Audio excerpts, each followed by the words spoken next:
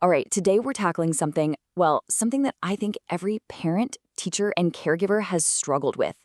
We're going to look at the surprising science behind what's really going on when it feels like our kids just aren't hearing a word we say. I mean, who hasn't asked this question, right? Probably a dozen times this week. That feeling of frustration, of just being completely ignored, it's real and it's totally valid. But what if the answer isn't about our kids being difficult? What if it's about something absolutely fascinating happening inside their developing minds? So here's the big idea, the one thing I really want you to take away from this. What looks and feels like willful, calculated disobedience is almost always a sign of a child's biology and psychology just doing their thing. The behavior is rooted in development, not defiance.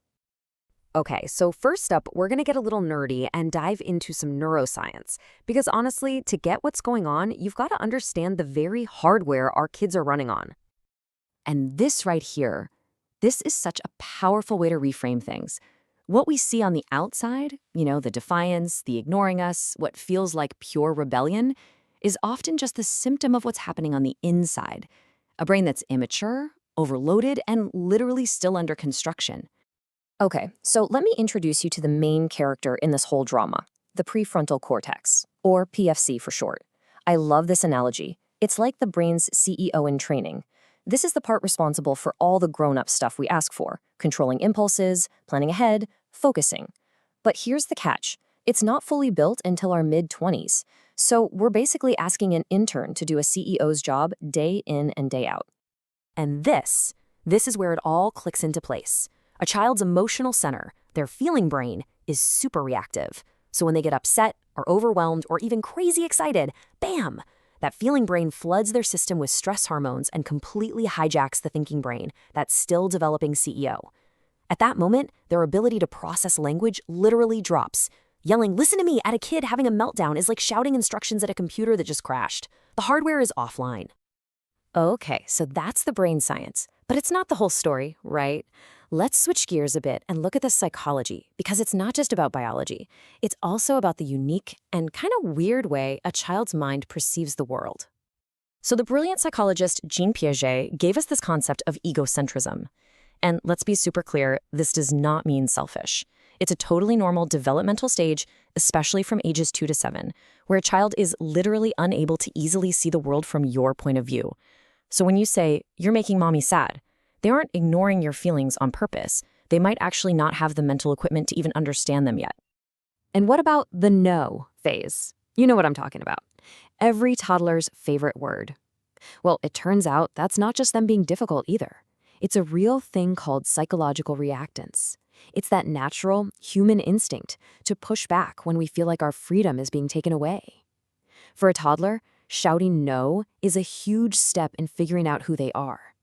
It's them saying, "Hey, I'm a separate person here." It's a declaration of selfhood. So you might be thinking, wow, biology and psychology are kind of stacked against me here. But what is it that pulls a child toward cooperation? Well, it all comes down to one simple, powerful thing: the relationship. Attachment theory shows us that when a child feels safe and securely connected to you, when they see you as their safe base, they're so much more open to your guidance. Trust is the absolute foundation of listening. But a child and a parent don't exist in a bubble. Listening is also hugely shaped by the world around them, their family, their community, and especially their culture. This is fascinating. The very meaning of the word listening is different depending on where you are in the world. In many Western individualist cultures, listening often means having a dialogue, a back and forth. But in many collectivist cultures, listening is about showing obedience and maintaining harmony. This can cause huge misunderstandings, where a parent sees a child's question as disrespect, but the child is just operating from the norms they've learned elsewhere. And you know what? The research on parenting styles really hammers this home. This work by Diana Baumrind is classic, and it shows that the style that gets the best results, the highest compliance, is what she called authoritative. It's that sweet spot of high warmth and connection, combined with clear structure and boundaries. Kids listen best when they feel respected and understood, not when they're scared.